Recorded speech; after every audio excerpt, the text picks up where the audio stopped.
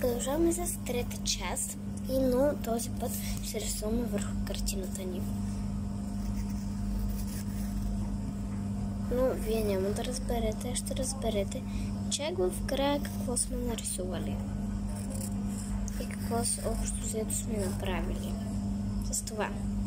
Така, мисля да направя някакви балончета, даже не мисля, вече ги правя, и няма да ви казвам какви формички са. Също така, не знам, само балончета ли да нарисувам.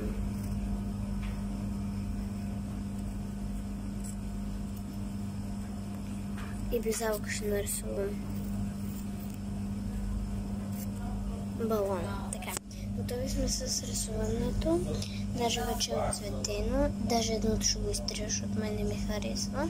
Ще нарисувам друго.